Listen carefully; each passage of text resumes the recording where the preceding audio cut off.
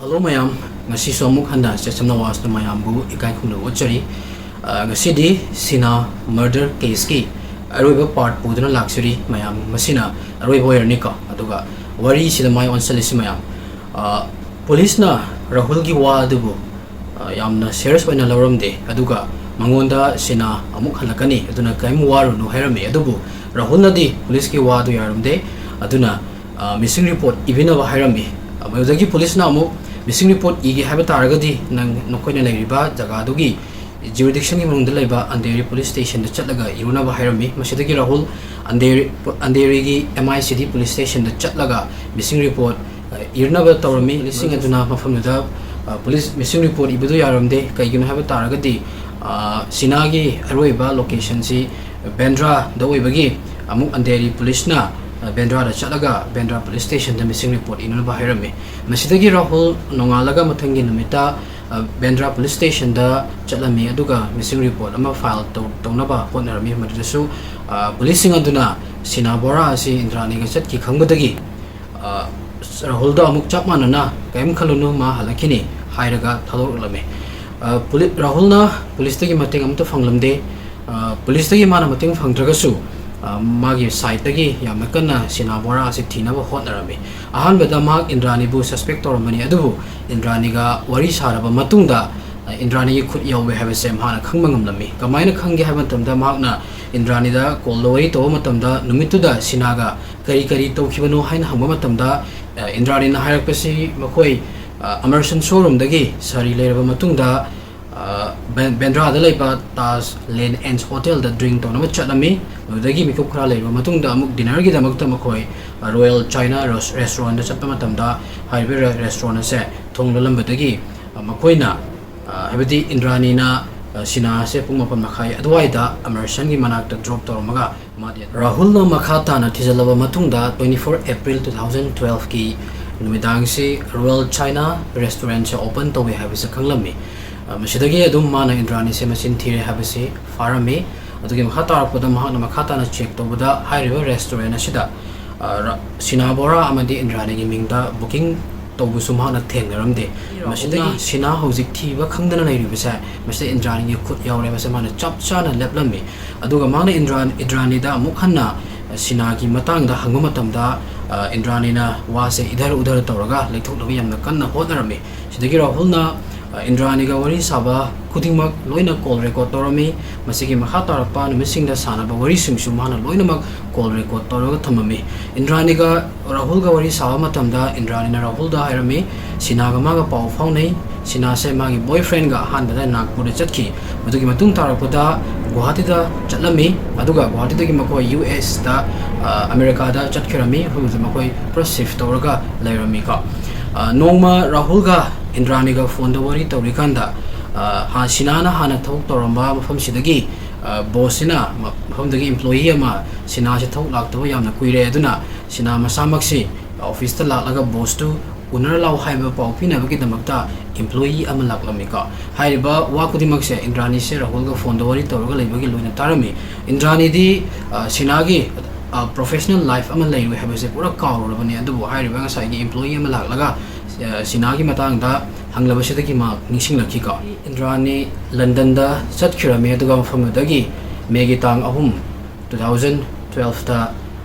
magi personal secretary Cousin Sharma da resignation letter ama duwa tongana Sheena gi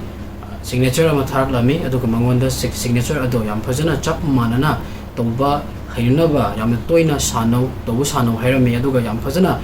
manna tawre hairaba kanda Asagi Sheena gi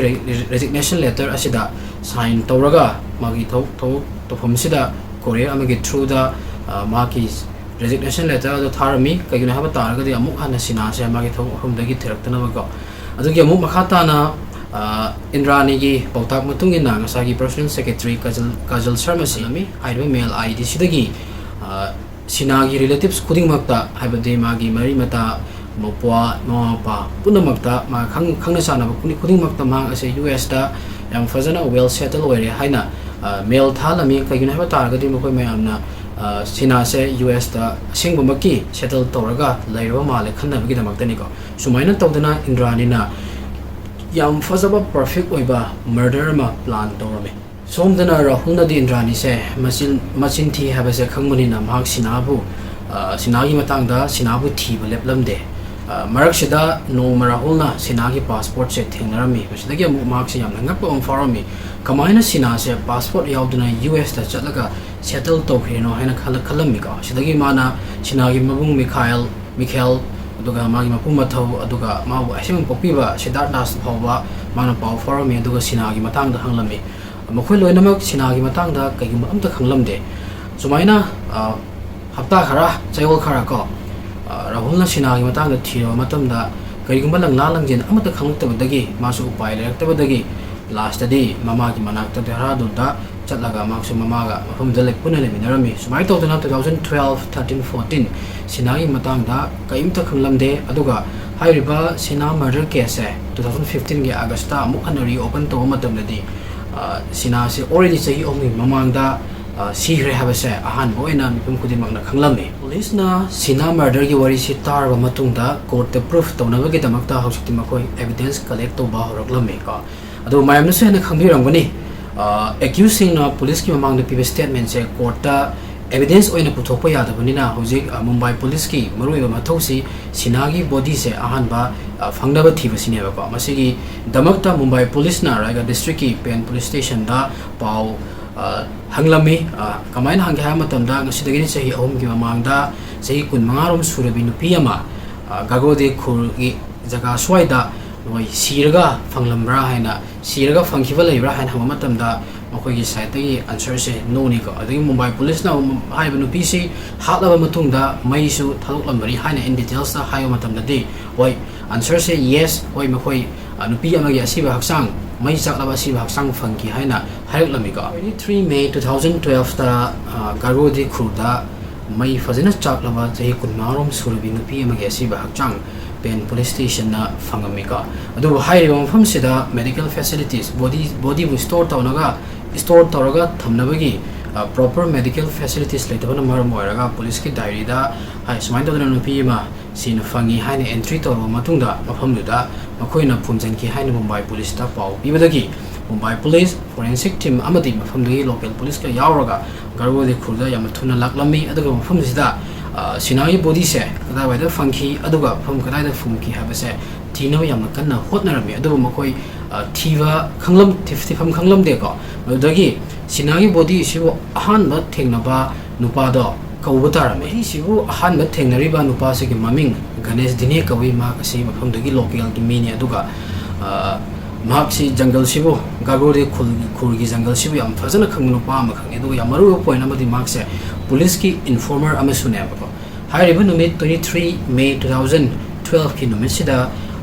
Ganesh Dine se pen city dagi pen shahar dagi ma ki tempo sida mayum lamda halakpani ko mayum halakpagi lambi sida mark si yam kanna number 1 tawninga padagi garode khurgi jungle gi nakan sida mai gari se khamaga number 1 tawni number 1 tawna man akoi bese hek yeng matamda kitang manung khara hanjilaga kogi haino amunba mayam ama kelaga leibudo mahna urame mesagi mahna haino do khungi haina khanbadagi number 1 taw loiraga mahna jungle manung de changaga haino khunaba chatlame ko mafamdi yo matamda ngak pathodo mahna thinare ko haino dugi haino tariba jaga sida yam nam thiamana mama namame ko madi police ki informer oibaga asa chingnaba ma faudagi mahna manam se kala degi laino haina akoi beto yenga matamda asai nupi amagi mai fazana chaklaba Asiba Hakchang se mana thengnabani masidagi mana police ta paw pire madagi police na diary de entry tawra matungda hairiba hainau pamisi makhada sinagi body se phumjan khirame mukhana pen police station na sinagi body se thinabagi damakta Ganesh Dine se karoklami ko Ganesh Dine shu mafam du yorba matungda sinagi body si kadai da phumkhibano haibado thibada awaba amoirami mangonda awaba ama oirisi kaigino haba taragadi haiba thodokse sahi ahum gi mamang da thokhibane ba ko sahi ahum sida jungle manung sida ahum kaya ma leire wa anoba kaya ma hogatlame aduga hairiba jungle manung sida horiba se sumatangi hainau pambi ama khnate ba hainau pambi mayam ama hoiba ko hainau pambi singa se loya mane ba aduna mangna karamba hainau gi makhada phumkhibano haiba se makso matha sarme ba ko adu Ganesh Dine hanba leite ko pung tor chukna mahna thibe ha thiro matungda alobadadi sina Bora phungkiba jaga se phangbadagi Sheena gi skeleton mayam se lauthorami ko aduga Mumbai police na forensic department da DNA test tormi dong ta tharami DNA test to matamda Indrani gi DNA ga match oibadagi hairiba body ase Sheena Bora gi body ni habase confirm oiki ko masigi mahatara boda Mumbai police station na mu ngasai mi hachi da Sheena kiba opera car aduga Pradeep ki mayumda laikhiba khaw bag achu du ko aduga Indrani na lotion kiba shoes PR ahum Kolkata da ko du punama singa se evidence oina fagat lami aduga hairiba Sheena Indrani Sheena murder case masida twists and turns mayam leibadagi matambuda media channel sing na yamna chauna yam queena front page headlines oina coverage tawrami aduga yam maroina makoina amuk hena coverage tawri se kai na taragadi hairiba case ase September 2015 da Mumbai police tagi CBI da case ase transfer tawgi maramdi matamdugi government na haibada matamda Mumbai ki police commissioner oiba Rakesh Maria se mase yam fazana highway case da interest loba henmalakudagi makori case ase CBI da transfer tawin haiko Rakesh Maria choba officer mo betaraga su hairiba case gi matang da accusing da wahang pahang tong nabagi damakta even car police station da pholak lameba ko masi mana masi akoi tang thopa tholosing manungda amane ba ko aduga Rakesh Maria ki matungina mana hairiba case da interest lo se kai maram ni haiba taragadi hairiba case da choba mi powerful leba mi kaya ma involved to banina hairiba case ma A to Z or every step ma khang mathau tarami aduga hairiba case investigate to matam da police ki side tagi negligence ama fawa leitaba ma pamlam neba pameba ko maram asina ma case da interest lo bune na ma na hairami ko juk fawa da Mumbai police na Sheena murder case ki matang da investigate to matam da Peter Mukherjee se kyami yamna involved to wi haibase mayek sanglamde adubu hairiba case asi CBI da hack transfer to khibadagi 19 November 2015 da CBI na Peter Mukherjee se farame Peter Mukherjee na faraba matung da CBI da Sheena se hatpa namit da ma UK da lei hairami CBI na su magi wa adu yarami adubu nang hairiba plan asida directly involved of jagasu Indrani na call gi through the it haiba Sheena murder case asigi plan khudimak nangon da khanghalami haina charge torami ka aduga Indrani na Sheena gi body se hal aba matung da dispose tonaba finalize tonaba gi damakta ma ke driver ga garwar hi khude chata matam da su haiba Sheena gi body lang thokam se maham sidagi Peter da call tobagi call record fangi ko haibadi Peter da loina mafam sigi matang da su hai haibani ko aduga haiba numit sigi numidang da mabani yamna kuina phone da wari sana bagi record jo CBI na puthoraki ko madugi matung da amu Sheena hat ka dawa numit sigi nungdin da Peter ga 26 minute 11 second wari sana ki go Indrani ga phone da madugi matu hat laba matung matungi angan ba ayupung ani ga minute kun ga mari swaida amu mabani se 15 minutes 24 second amuk wari sana e bako masina takudi Indrani na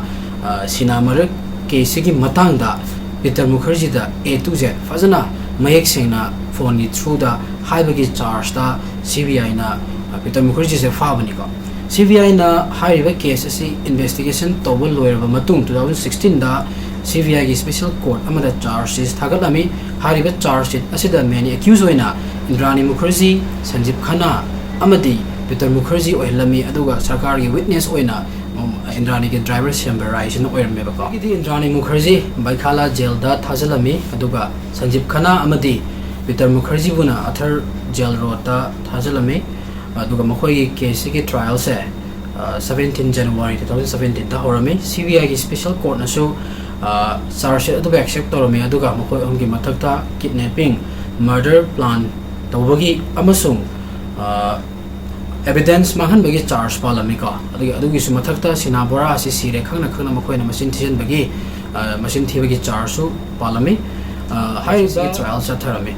makhoi humna jail da lari kan mang da su wari tongan ma kaya muk lagami ka si samjalasi aduga hojik Indrani Mukherjee amadi Peter Mukherjee October 2019 se sida mabani divorce tawrame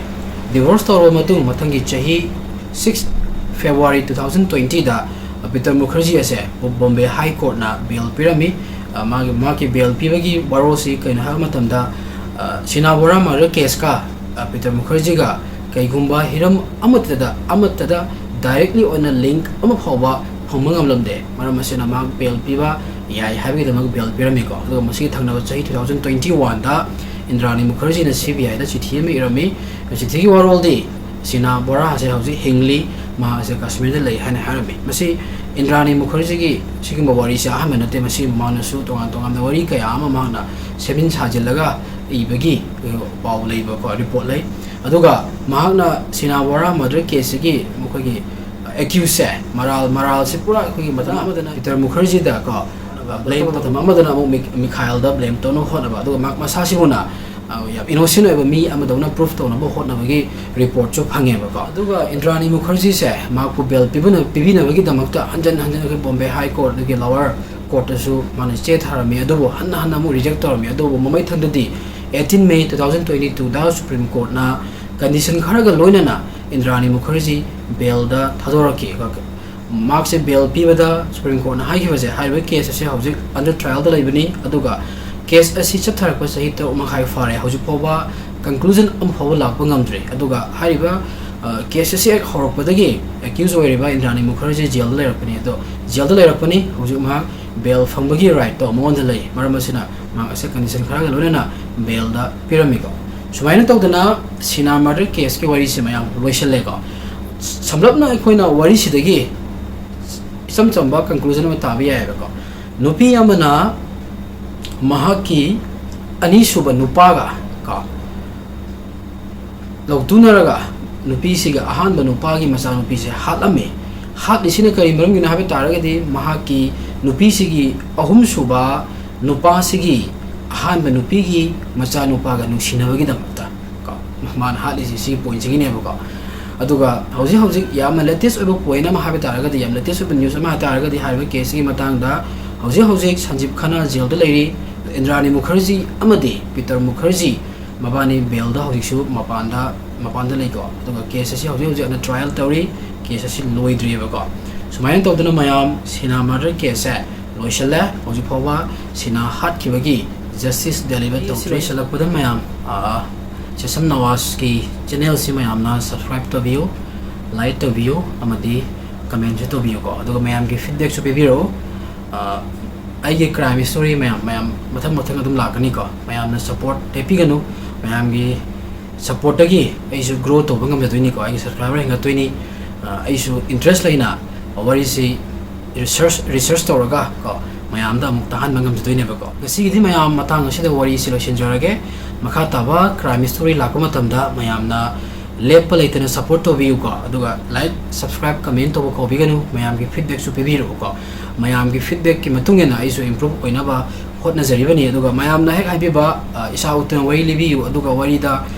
photo video gum habiu habada mayam photo video hapado yam live thogni ko isu hapken hona jarmani adubo aina YouTube ta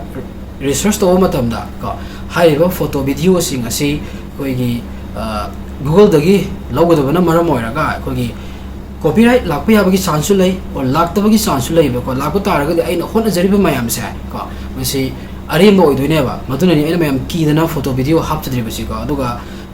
isak uhandana wari liba haibadu madi mayam ai anoba application ama leiba madarkar oiba ko madu subscribe toraga audio to video on thoaga ko tobugi process ama lei madu mate hojik ngamjakhiroi ko mayam ngapi gani aduga photo to video da mayam hojik research to lab tree ko to YouTuber mayam solo photo video happy mo ne kadai dagi lawuna ha bada isu chap chana solution ama phama matomda mayam na pami bada soi soi da mayam thungan jagani ko ngasi de mayam no shenjarage thank you